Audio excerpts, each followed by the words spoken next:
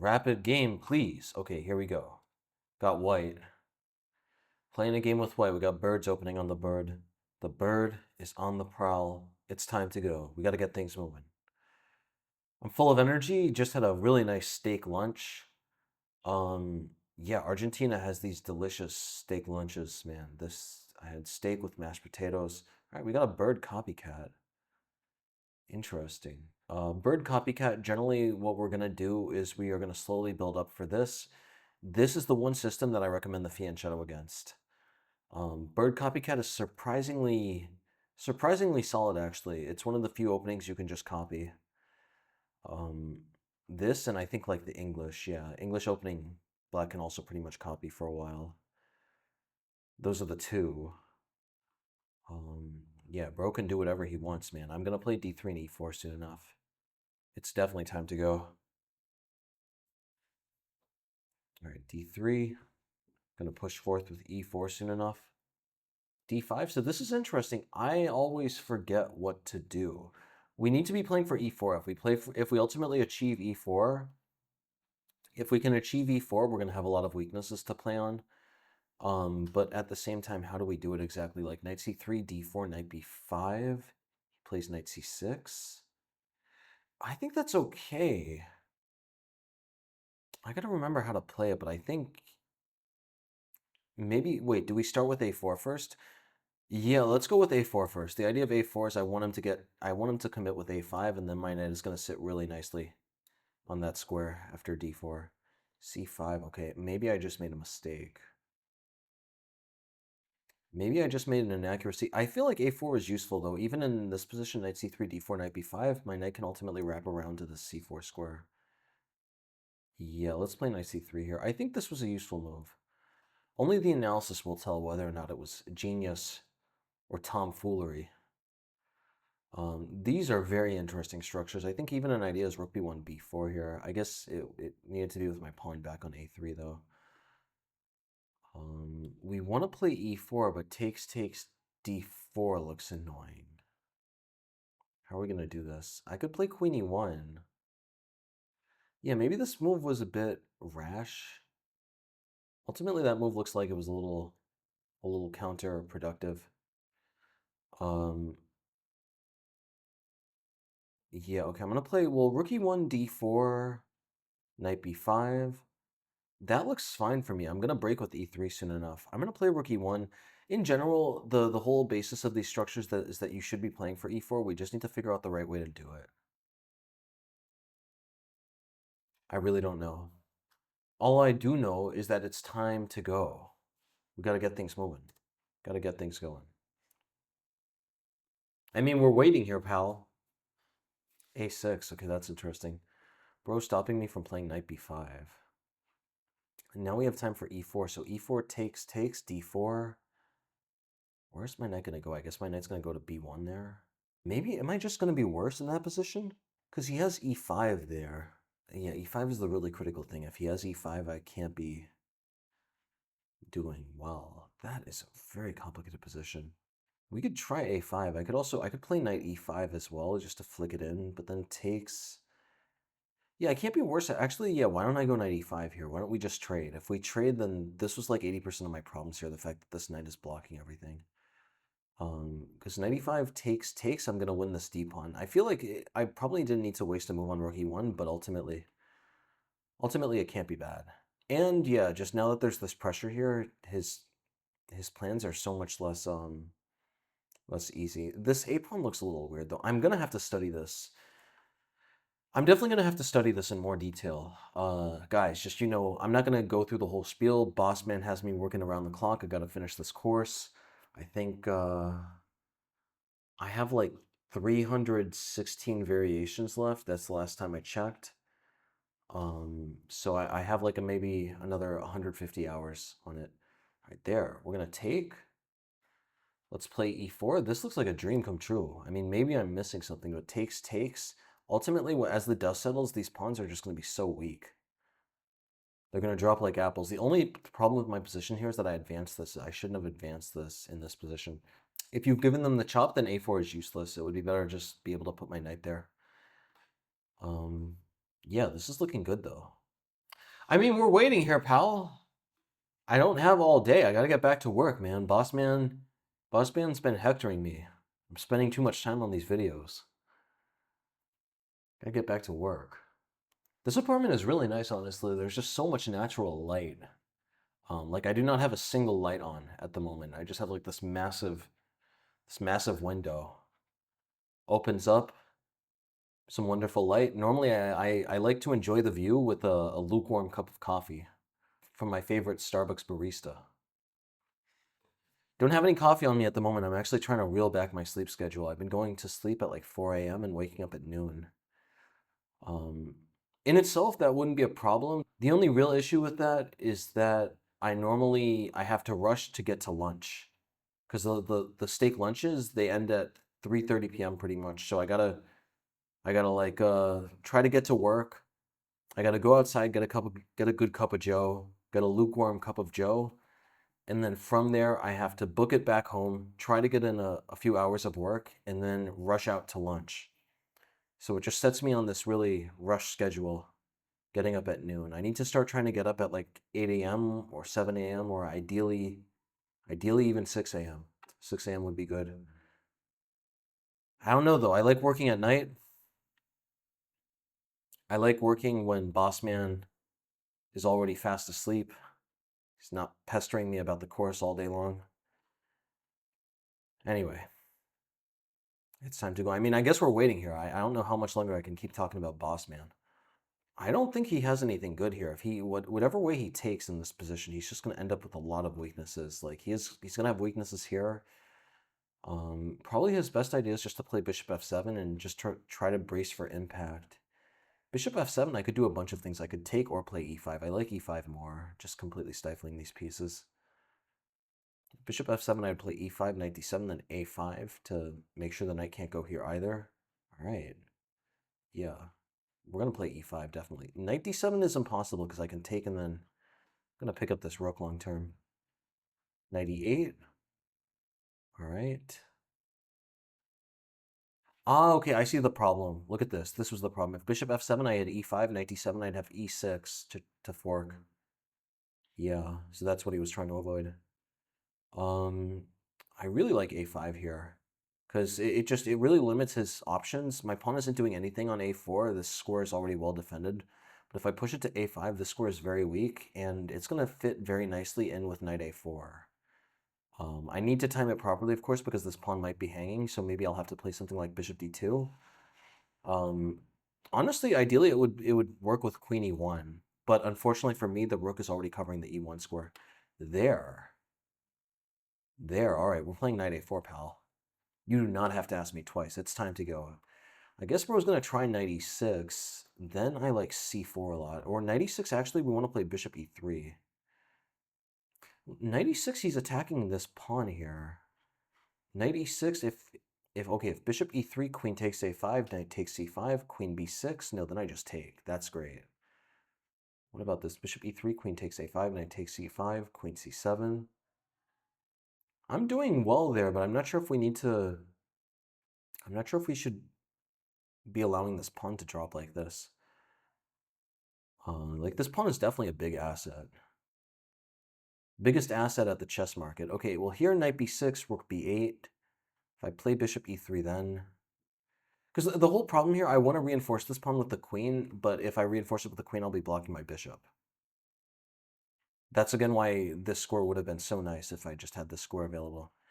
Knight b6, rook b8, bishop e3. If he ever plays d4, that's positional suicide. There's just way too many weaknesses then, and also this square becomes weak for my knight. Yeah, I'm gonna go with this for now. You know, I can always move my knight back if need be. I don't think there's gonna be much of a problem there. Rook a7, okay, we'll play bishop e3. I'm gonna put my bishop on f2, queen on d2, and then move the knight back. It's just a long-term plan here. I also have ideas of c4, but the thing I don't like about c4 is that after c4, d4, we get a position that I would have liked, except I've covered this square for my knight. And also I've forgone being able to ever crunch on his structure with c3.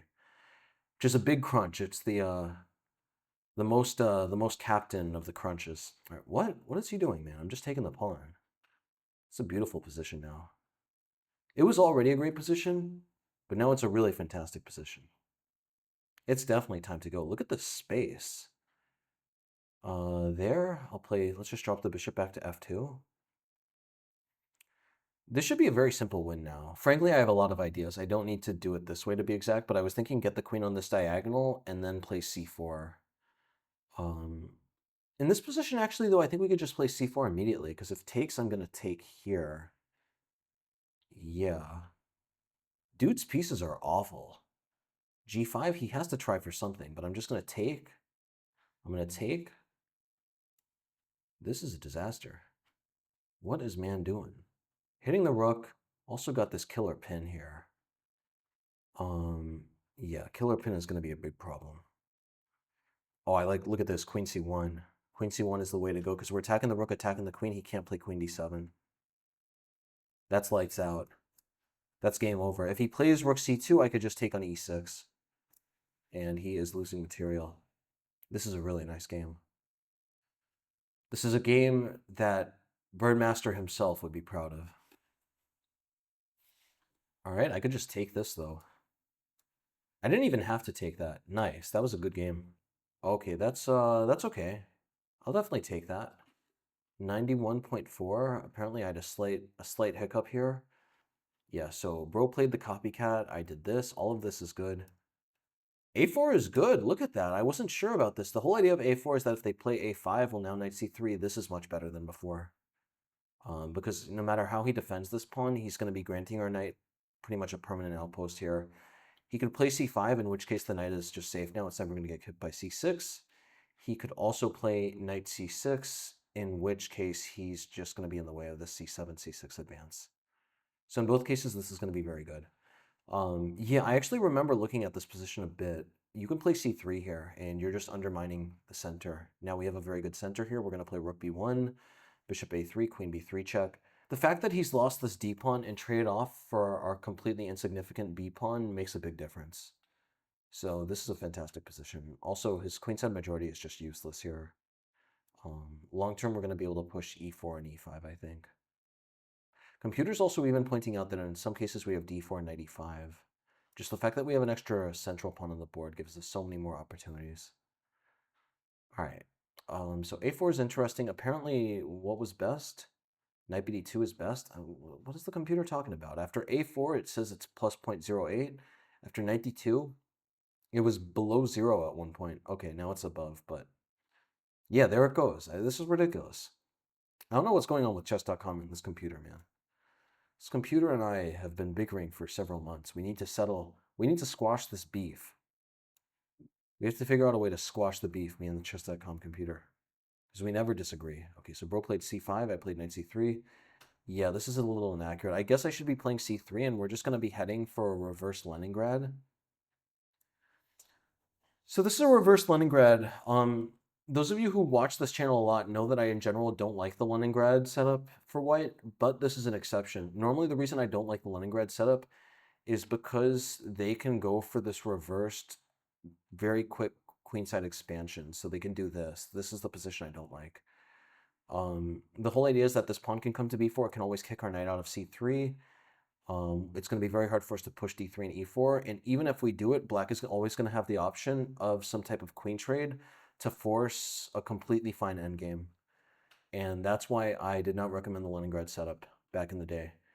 But long story short, in this position, this is a bit of a different Leningrad. He hasn't expanded as far on the queen side, and he's also played f5, which really weakens the e5 square. So this is a bit different. I'm wondering how we would play this, though. This is so interesting. Look at this. Knight c6, knight c3. Knight c6, knight a3, b6, and here we play rook b1. We're going to be playing b4. Yeah, this is really interesting stuff. I'm going to really make an effort to remember this, because this is important. It's really important that I know how to play this system. So I played knight c3, knight c6, rook e1, just pushing for e4. Bro played a6. This is a bit of a mistake. What should I have done? Or what should he have done? He should play d4, knight b5, and then what? Knight d5, yeah, and he's drilling in here. I just don't have anything immediate. It's important for him also not to force our knight back just yet, because after a6, knight a3, knight d5, my knight can come to this very good c4 square. And a good measure of this position is who controls the square. If he's able to play e5, he's going to have an advantage. If he can't play e5, he's going to have weaknesses here. And eventually we will be able to trade off this e-pawn and get pressure along this red line. So this would be good for white. Yeah, anyway, he should have played d4, knight b5, knight d5. Yeah, he's a little better here. I can't push e4 because I'd be giving up the dark squared bishop. This would actually be getting very bad. Takes, takes, takes, takes. He's winning a pawn.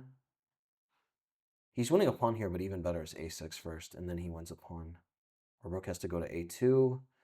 His bishop stays drilled in here. He has fantastic control of the dark squares. He's up a pawn. We do still have these weaknesses to play on, but at the moment, the rook and knight are nowhere close to attacking those. Perhaps I could bring this knight in to attack e5, but involving this rook in the fight for the e-file is going to be hard, if not impossible. All right, so bro played a6. I played knight e5. Apparently, that's a mistake. I thought that made a lot of sense. What was I supposed to do?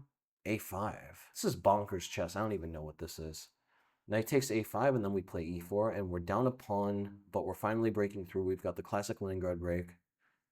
And if dude tries something like this, like takes, takes, takes, takes, takes, knight e5. It's a very interesting position. This is bizarre. So on the one hand, I'm down a pawn, but I have really good compensation. This knight is misplaced. It's also getting attacked at the moment. e4 could easily hang. What is the computer even saying? b6, bishop takes e4, and bishop b7. Yeah, the game is equalizing out. It looks like I have a better structure technically, but wait, I'm still down a pawn here, actually. What am I talking about? Yeah, sorry, I didn't realize that. I didn't process that. In this position, I'm down 2 pawns at the moment. So yeah, we're down 2 pawns. We got back 1 pawn. Knight is still good. He has a few weaknesses here. b6 is going to be a little weak to knight c4. e7 is very weak. Our rook is active. Overall, this should be very close to equal. Anyway, I messed up. I played knight e5. Computer says d4. Wow. So takes, takes, knight b1. And look at this. This is the whole problem with these positions. If I'm able to get my knight to c4, I would assume we're even much better. So like, let's say something like this happens. Let's say something like, I don't know, like bishop d7, knight a3, queen c7, knight c4. White should be better here. Or e3. e3 also. e3 is another idea. I guess the problem with knight c4 is what? Knight g4? Bishop e6. The fight is all over this e5 advance. You see, he wants to play bishop e6 to chop on c4 and then advance e5. This is actually very instructive here. This is a really interesting game. The entire fight up until now is over the e5 square. If he can advance e5, he's going to be doing well. If we can advance e4, we're going to be doing well. So Broshev just pushed d4. That's really interesting. Takes, takes. I play knight b1. I'm trying to get this knight over here. And what is he supposed to do? Just e5. Ignore this hanging pawn to hang a new pawn. If we take knight g4, I'll take again. He's going to play, what? Rook a7? I'm trying to get my pieces out. Takes, knight c4. Yeah, he just has a winning attack here. Wow. Look at that. He's just going to take and completely destroy the structure. I have literally nothing to do. If I take, he takes, queen h4. I can already resign here. This rook move only served to make my defense worse. At least with the rook here, it would have been defending something. I guess in both cases, it's just completely lost, though. Yeah, but this is pretty amazing. I played knight e5 thinking that it was inhibiting this, but it turns out that if he just takes, if he just plays d4 and gives up a pawn for the sake of advancing e5, he's just going to be very close to winning here. Yeah, this is very dangerous. Like knight a3, bishop takes e5, knight c4. Did computer find anything else? f4 is another idea. f4 or bishop e6. Bishop e6 makes so much sense. Look at that. Knight c4, he'll just chop and then play f4. Or sorry, no, not f4 yet. He'll just take on e5 and he's completely unperturbed. He's going to push f4 next to rest open this g-pawn. And from there, he's going to be breaking through here. He's going to be breaking through here. This looks very close to lost. This is just such a struggle. Notice I can't really kick his knight out without weakening more squares. Like, if I push h3 here, I would assume, yeah, he can just take, because after takes, I am definitely getting mated here. Something like queen h2 is going to be a disaster. He's also threatening to just win a rook. Wow, this is shocking stuff. So anyway, Bro made a really big mistake. Bro played bishop e6. I was really happy to take. I played e4. And yeah, apparently Bro needs to just trade. I thought I was better here. I would have bet dollars to donuts that I was better, but it turns out that I'm just equal here. What is the deal with this? Structurally speaking, I'm so much better. Structurally speaking, I'm so much better, but ultimately he has a weakness that he can target here. And after rook b8, if rook b1, he at least has perpetual with bishop a2. What could I try here? What if I play c3, then rook d8? Yeah, this is a little tricky. Bishop e3. Bro has bishop d5. Also, wait, yeah, bishop e3, I'm going to be hanging this pawn. This is very hard to play. Look at that. Ultimately, like, he just has so much pressure here. I can't liberate my pieces and get a normal setup here. Wow. This is interesting. I would have assumed, like, definitely in a practical game, I think white still could definitely play for a win here. Both sides could actually play for a win. A really big problem, though, is this b pawn. So something that's critical here is that if rook e1, I guess he should play bishop d5 first. But the idea is that long term, he can always play for c4 here. And with c4, he's just cementing this square in stone. He's making sure that our pawn on the b file becomes very weak and very loose. Yeah, I mean, okay, technically he should have defended the pawn. He should have played e6, but y'all get the point. This is very, very interesting. Despite how ugly his pawns look, they actually mesh perfectly well with his bishops. So, like, something like this. Yeah, white is... After e6, it's very tricky for white to handle this, because if he moves the bishop, the b pawn hangs, but how is he going to develop? How is he going to entangle? The computer is saying I should play a5 to try to get the rook out this way. Really banana stuff at the moment.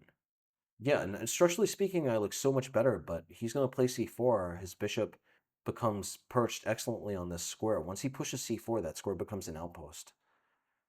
Very interesting stuff. All right. So anyway, Bro made a big mistake with bishop c8. I pushed e5, happily taking the space. He plays knight e8. Apparently he's supposed to play knight d7. I was going to take here, though. And if the whole idea is if takes, I'm going to grab this rook here. But apparently he can play knight takes e5. Apparently he can play knight takes e5, though. Look at that. Knight takes e5. He's hitting our knight. If we take, he takes. And this shouldn't be that bad. Apparently this is my best option at the moment, because if I move my knight back... No, sorry, I can take here. It's better to take and leave these pawns like this. And then we take here. They take. We have something like bishop takes e6 here. This should be winning. We're up a pawn in. These pieces are very uncomfortable, and he has lots of weaknesses here. He has weaknesses here, weaknesses here, weaknesses here. Lots and lots of weaknesses. All right, wait, so what? After knight takes, queen takes, f takes, he should play bishop e6 just to keep things as close as possible. But after takes, rook d8, he should be losing here, though. He's down 2 pawns at the moment. He's down 2 pawns. I'm sort of astounded that, yeah, no, computer is saying that it should be close to winning for white. Being down 2 pawns in a position like this, it has to be pretty hopeless. Yeah, apparently, for whatever reason, though, after knight e8, his position is even more hopeless, and we play a5 here. That's a very nice move. Just drilling in here and really making sure to highlight the weak square. Now I can always implant my knight on this nice square here. Bro played knight c7, I played knight a4, knight e6. I wanted to play bishop e3, but I didn't like the idea of letting his queen to take. But actually here, takes queen d8. We play b4, and this is positionally winning. That's really interesting. Look at that. Takes, takes. This is a really interesting situation. It would actually make sense for you guys to pause the video and figure out why this position is winning. Time to go! Pretty much the reason that this position is winning is that this pawn is just going to be too weak long term. Ultimately, I have so much more space on the board. This pawn divides the board in two, and it makes some of his pieces have an almost impossible time getting over to the queen side. So a really simple plan for me would be d4, bishop f1, and just triple up on this pawn with something like rook e3, rook a3. Still got the broken mouse. Another plan is for me to play c3 and queen a4 and just start targeting the pawns this way. Yeah, so something like, well, wait, yeah, so what are they talking about? Rook f7, c3, e6, queen a4. I have pressure here, pressure here. He's trying to get every piece over in time, but yeah, things are just getting uglier and uglier. I could play d4 here. There's nothing that he can ever do about this pawn. I'm just going to play bishop f1, triple up. Maybe I'll get my queen out of the way, and ultimately I'm going to crash through there with an extra pawn. From there, it's going to take some time, but I am up a pawn, and once I break through on this square, I'm always going to have access to the 6th rank. Let's just imagine I have a rook here. I could play rook b6 and then invade with the other rook on a6. So strategically, this position should be winning due to this weakness here. So instead I played knight b6, though. That's the best. Rook a7, bishop e3, knight c7. Yeah, dude just got into more trouble. His position is already really, really bad, though. Like, if he plays something like rook c7, I don't even know what he's going to do. I was just going to play queen d2. I was just going to play queen d2 and knight a4. Apparently, though, g5 is an idea for him just to try to undermine our center, so it would make sense to play h4. Yeah, h4 just drilling in here, making sure that if he plays g5, we can take. He could play h6 to try to double down on this, but now it's going to be a lot weaker for him than before. Like, in this position, if he plays g5, in a lot of situations, we'll just be able to take twice and steamroll him on the king side somehow. Yeah. So, like, h4, h6. Computer likes c4 now. Interesting. c4, d4, bishop d2. Why is this so good?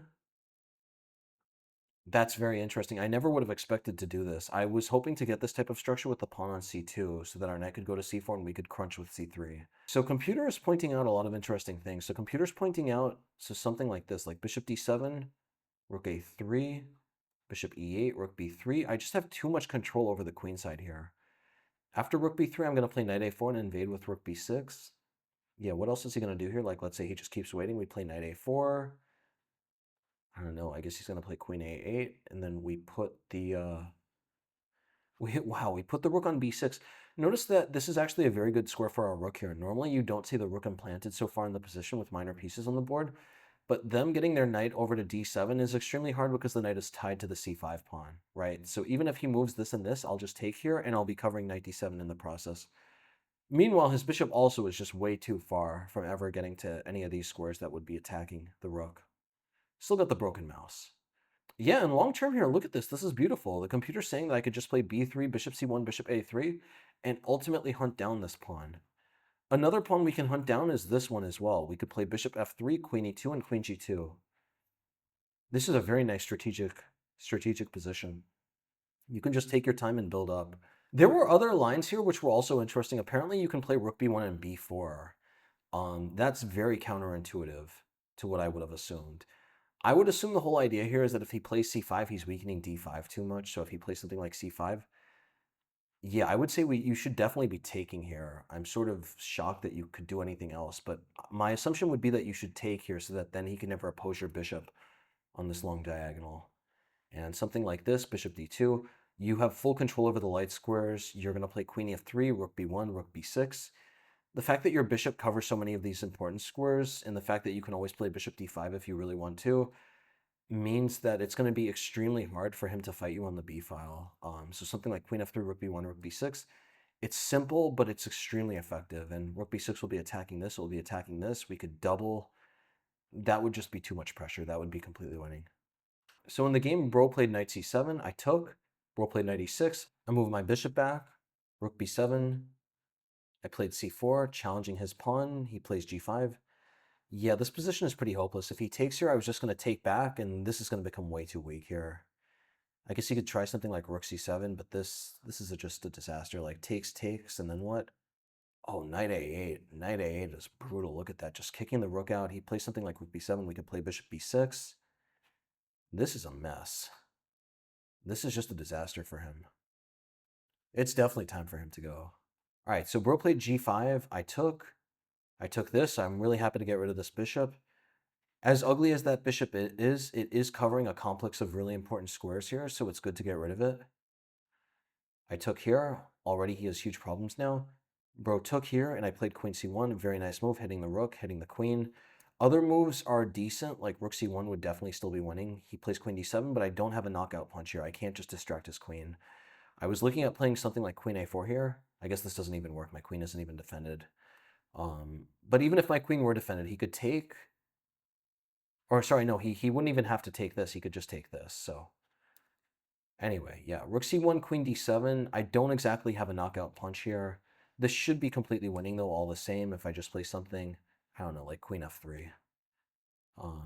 Computer saying queen f3 is inaccurate. Bishop c6 might be better. Yeah, bishop c6, and then we can just start steamrolling this pawn down the board. d4 or queen f3 first just to hold on to this.